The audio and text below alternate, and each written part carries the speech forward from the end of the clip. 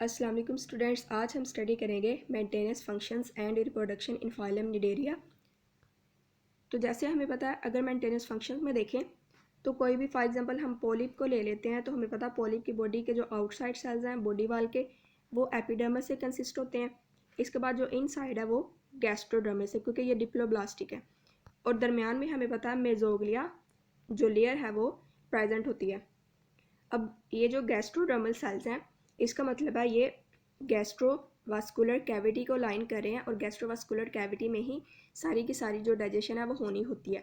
अब ये blind ending है। ब्लाइंड एंडिंग हम किसी भी ऐसी जो है वो ट्यूब लाइक स्ट्रक्चर को बोलते हैं जो एक साइड से जो है वो यानी कि क्लोज ना हो, ओपन हो। तो जैसे हम देख सकते हैं कि ये एक साइड से ओपन है, और ओपन एंड को ही हमने यहाँ पे माउथ का नाम दिया हुआ है। अगर हम देखें इसके फंक्शंस क्या है, तो गैस्ट्रोवास्कुलर कैविटी के फंक्शंस में आते हैं digestion, exchange of metabolic waste, मतलब नाइट्रोजनस वेस्ट प्रोडक्ट यहाँ से भी एक्सचेंज हो सकते हैं, और एस्पिरेटरी गैसेस। इसके अलावा ये डिफ्यूजन के थ्रू भी एक्सचेंज हो सकती हैं। और इसके अलावा जो गैमेट्स हैं उनको डिस्चार्ज करना, यानी कि उनको बॉडी से जो है वो एक्सपेल करना भी गैस्ट्रोवास्कुलर कैविटी का ही काम है। सबसे पहले हम डाइजेशन का प्रोसेस देखते हैं। तो जो नेडेरियंस है वो फीड करेंगे वेरी स्मॉल क्रस्टेशियंस। अब ये क्रस्टेशियन जो है ये फाइलम आर्थ्रोपोडा के अंदर एक छोटी सी क्लास है, क्लास क्रस्टेशिया। उसके मेंबर्स हैं हमारे पास क्रस्टेशियंस, और इवन फिशेस पे भी ये फीड कर सकते हैं। इसके अलावा अगर हम फीडिंग के प्रोसेस को देखें तो जैसे मैं बताइए, होगी हमारे पास पॉलिप की बॉडी, ये होगी हमारे पास गैस्ट्रोवास्कुलर कैविटी, ये हो गया माउथ, और यहाँ पे हमें पता है टेंटिकल्स प्रेजेंट है, सारे के सारे जो माउथ को सराउंड करते हैं। और टेंटिकल्स के ऊपर हमें पता है नीडोसाइट्स, यहाँ पे छोटे छोटे सेल्स जिनको हम स्टिंगिंग सेल्स बोलते हैं, नेमेटोसिस्ट, प्रेजेंट होते हैं। अब जैसे ही कोई भी प्रे जो है वो इनके पास आएगा, तो ये क्या करेंगे कि प्रे को जो है वो सबसे पहले तो उसको इंटेंगल करेंगे, उसको अच्छे से कैप्चर करेंगे। इसके बाद उसको पैरालाइज करेंगे। ऑफ कोर्स इनके पास जो है वो कोई भी टॉक्सिन वगैरह प्रेजेंट होगी जिससे ये प्रे को पैरालाइज करेंगे। जैसे ही प्रे पैरालाइज हो गया, तो पीछे ये जो टेंटिकल के अंदर जितने भी कॉन्ट्रैक्टाइल फाइबर्स प्रेजेंट हैं वो कॉन्ट्रैक्ट करेंगे, और उनके कॉन्ट्रैक्ट करने से क्या होगा, ये टेंटिकल शॉर्ट होगा, और शॉर्ट होने के बाद ये जो फूड है ये माउथ को डिलीवर हो जाएगी। नेक्स्ट फूड क्या होगी कि फूड जो है अब माउथ को जो है यहाँ पे डिलीवर हो चुकी है, तो नेक्स्ट फूड जो है वो पास करेगी गैस्ट्रोवास्कुलर कैविटी के अंदर। तो गैस्ट्रोवास्कुलर कैविटी के अंदर हमारे पास कुछ सेल्स हैं, गैस्ट्रोडर्मल ग्लैंड सेल्स। तो ये जो गैस्ट्रोडर्मल ग्लैंड सेल्स हैं प्रेजेंट गैस्ट्रोवास्कुलर कैविटी के अंदर, इनका क्या फंक्शन है? इनका फंक्शन है म्यूकस को सेक्रेट करना और इंजाइम्स को सेक्रेट करना। तो ये म्यूकस सेक्रेट करेंगे और इंजाइम सेक्रेट करेंगे, जिससे जो फूड है वो पार्शली डाइजेस्ट हो जाएगी। इसके अलावा कुछ जो गैस्ट्रोडर्मल सेल्स हैं जिनको हम न्यूट्रिटिव मस्कुलर सेल्स बोलेंगे, वो स्पेशलाइज्ड हैं कि उन्होंने फूड की फैगोसाइटोसिस करनी है, तो वो पार्शियली डाइजेस्टिव फूड की फैगोसाइटोसिस कर देंगे। इस तरह जो है वो फूड बाकी बॉडी पार्ट्स को डिलीवर हो जाएगी, और यहाँ पे डाइजेशन का जो प्रोसेस है वो कंप्लीट हो जाता है। अब नेक्स्ट अगर हम देखें तो न्यूट्रिटिव मस्कुलर सेल्स के पास सर्कुलरली ओरिएंटेड कॉन्ट्रैक्टाइल फाइबर्स भी प्रेजेंट होते हैं, यानी कि सबके पास जो है, जैसे अगर दोबारा से देख लें, ये हम अज्यूम कर लेते हैं ये गैस्ट्रोडर्मिस है, तो जो हमारे पास न्यूट्रिटिव मस्कुलर सेल्स हैं उनके पास सर्कुलरली ओरिएंटेड कॉन्ट्रैक्टाइल फाइबर्स हैं। इनका काम है पेरिस्टालसिस में, यानी फॉर एग्जांपल अगर फूड यहाँ पे है तो फूड को आगे लेके जाना, तो यहाँ पे जो जितने भी कॉन्ट्रैक्टाइल फाइबर्स होंगे इन सेल्स के अंदर वो कॉन्ट्रैक्ट करेंगे, तो फूड नेक्स्ट जो है वो पुश हो जाएगी। नेक्स्ट अगर फूड यहाँ पे आए तो यहाँ वाले अपना एक्शन परफॉर्म करेंगे। इसी तरह जब अनडाइजेस्टेड वेस्ट मटेरियल को यहाँ से एक्सपेल करना है, तो भी ये जो है पेरिस्टालसिस के थ्रू जो है वो फूड को एक्सपेल कर देंगे। तो ये हमारे पास है न्यूट्रिटिव मस्कुलर सेल्स का function, in addition to phagocytosis of partially digested food. Next हम देखते हैं इनका हाइड्रोस्टेटिक स्केलेटन और इनमें मूवमेंट किस तरह से होती है। तो जो नोडेरियन है उनमें ज़्यादातर जो सपोर्ट है वो बियोंसी ऑफ वाटर से ही होती है। बियोंसी मतलब कि वाटर के ऊपर जो है वो वेटलेसनेस की प्रॉपर्टी, यानी कि ये वाटर की जो वाटर करंट्स के थ्रू जो है ये मूव कर सकते हैं, ठीक है। क्योंकि जैसे हमें पता है इनके अंदर होती है मेजोग्लिया, तो इस मेजोग्लिया लेयर की वजह से जो है ये वाटर पे जो है किसी हद तक फ्लोट कर सकते हैं। तो बियोंसी ऑफ वाटर की वजह से भी ये मूव करते हैं, काफ़ी हद तक अपनी सपोर्ट जो है वो वाटर से लेते हैं। इसके अलावा एक हाइड्रोस्टेटिक स्केलेटन भी में प्रेजेंट होता है। अब हाइड्रोस्टेटिक स्केलेटन होता क्या है? कोई भी अगर वाटर या बॉडी फ्लूइड जो है किसी कैविटी के अंदर प्रेजेंट है तो वो हाइड्रोस्टैटिक स्केलेटन के तौर पर एक्ट करती हैं, क्योंकि बाकी जो बॉडी के कॉन्ट्रैक्टाइल एलिमेंट्स हैं, चाहे वो मसल्स हैं चाहे वो कॉन्ट्रैक्टाइल सेल्स ही हैं, वो इस बॉडी वाल के अगेंस्ट जो है वो एक्ट करेंगे। तो इस तरह जो है वो एक हाइड्रोस्टैटिक स्केलेटन जो है वो क्रिएट हो जाएगा। जैसे यहाँ पे इस केस में निडेरियंस के केस में क्या होगा हमारे पास कि ये जो गैस्ट्रोवास्कुलर कैविटी है यही हाइड्रोस्टैटिक स्केलेटन का भी काम करेगी। यानी गैस्ट्रोवास्कुलर कैविटी में अगर वाटर जाएगा, वाटर प्रेजेंट है, माउथ जो है वो क्लोज है, तो यही जो कैविटी है ये हाइड्रोस्टैटिक स्केलेटन का काम कर रही है। अब यहाँ पे हमारे पास है कुछ सेल्स और एपिथेलियो मस्कुलर सेल्स जो कि ऑफकोर्स कंट्रैक्टाइल है और मूवमेंट में जो है वो अपना फंक्शन परफॉर्म करेंगे। अब क्या होगा, सबसे पहले जब पॉलिप का माउथ हमारे पास क्लोज होगा तो ये जब एपिथेलियो मस्कुलर सेल जो है वो कॉन्ट्रैक्ट करेंगे तो ये one side of the body जो है वो बेंड कर देगा, यानी ये हमारे पास है पॉलिप। अब गैस्ट्रोवास्कुलर कैविटी में जो है वो वाटर एंटर हुआ है, इसका माउथ जो है वो क्लोज हुआ है। अब फॉर एग्जांपल बॉडी के इस साइड पे जो सेल्स हैं, जो एपिथेलियो मस्कुलर सेल्स हैं, उन्होंने कॉन्ट्रैक्ट किया है, तो जैसे ही कॉन्ट्रैक्ट करेंगे ये साइड जो है वो हमारे पास शॉर्टन होगी और पॉलिप जो है वो इस साइड पे बेंड कर जाएगा। तो पॉलिप की जो शक्ल है वो हमें कुछ इस तरह से नज़र आएगी। इसी तरह अगर तो ये मसल जो है तब कॉन्ट्रैक्ट होंगे जब माउथ ओपन होगा, तो माउथ ओपन होने की वजह से जो है फ़ौरन से सारे का सारा पानी जो है वो पॉलिप से जो है वो आउट हो जाएगा और जो पॉलिप है वो कोलैप्स हो जाएगा, ठीक है, हमारे पास, यानी कि वो श्रिंक हो जाएगा, छोटा हो जाएगा साइज में।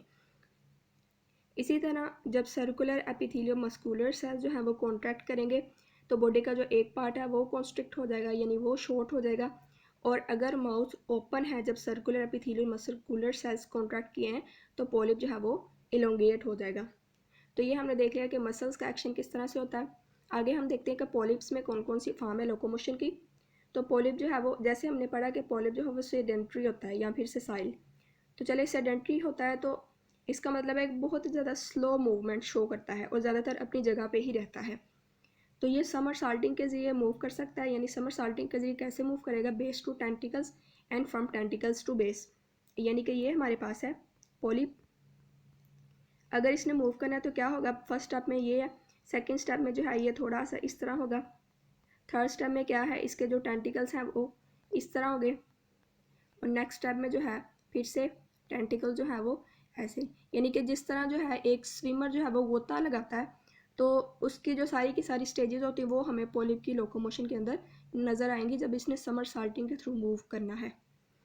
और इंचवर्म फैशन, यानी कि जिस तरह से हमारे पास किसी भी चीज़ का लार्वा मूव करता है उस तरह भी मूव कर सकता है। तो जैसे हमने लावा को मूव करता देखा होगा कि ये हमारे पास है किसी भी चीज़ का लार्वा, जब इसने मूव करना है तो क्या होगा, इसका जो दरम्यान वाला पार्ट है वो बेंड होगा और कुछ इस तरह से ये लूप लाइक मूवमेंट हमारे पास शो करेगा।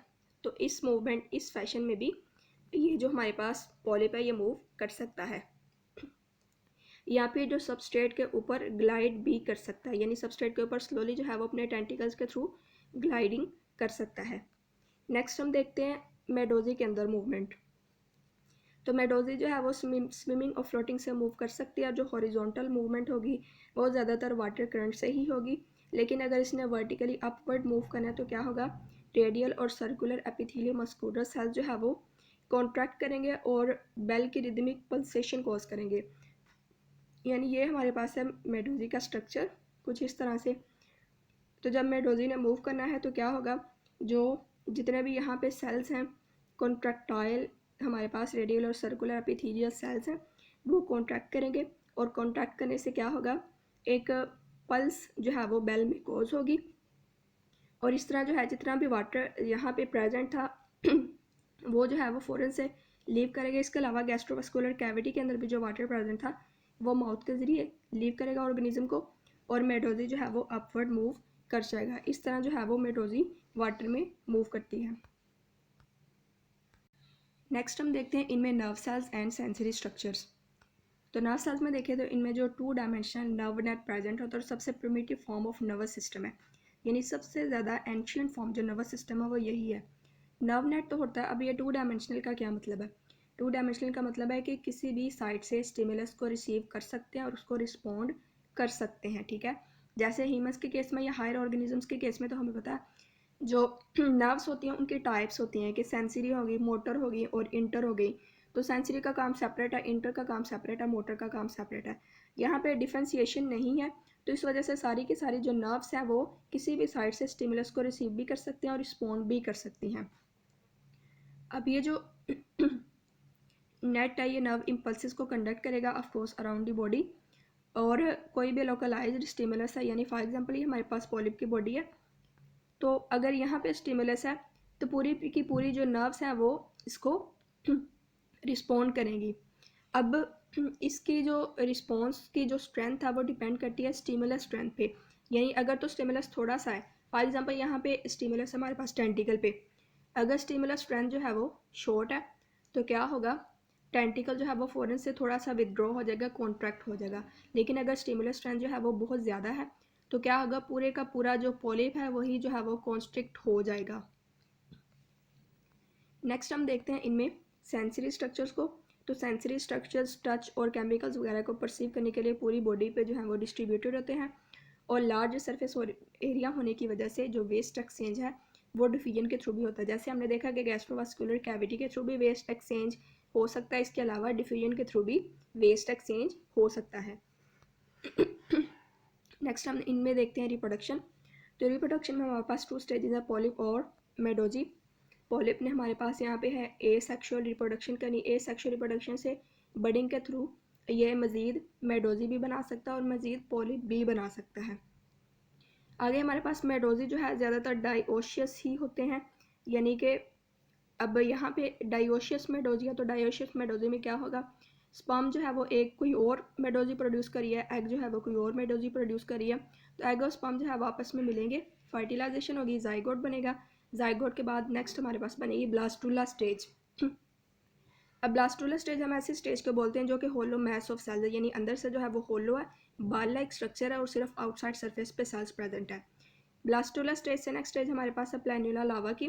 तो ब्लास्टुला के जो सेल्स है वो इनसाइड मूव करेंगे और प्लैन्युला बना देंगे, और प्लैन्युला के ही इनसाइड जो सेल्स हैं वो आहिस्ता आहिस्ता क्या करेंगे, वो स्प्लिट करेंगे, और स्प्लिट करने के बाद गैस्ट्रोवास्कुलर कैविटी प्लैन्युला स्टेज के अंदर बन जाएगी। इस तरह जो है वो प्लैन्युला फ्री स्विम करने के बाद जो है किसी भी सबस्ट्रेट के साथ अटैच होगा और अटैच फॉर्म में आगे पॉलिप बना देगा।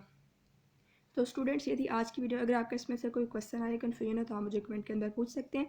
अगर आपको वीडियो अच्छी लगे तो मज़ीद इन्फॉर्मेटिव वीडियोज़ के लिए चैनल को सब्सक्राइब करें। नेक्स्ट वीडियो तक के लिए अल्लाह हाफिज़।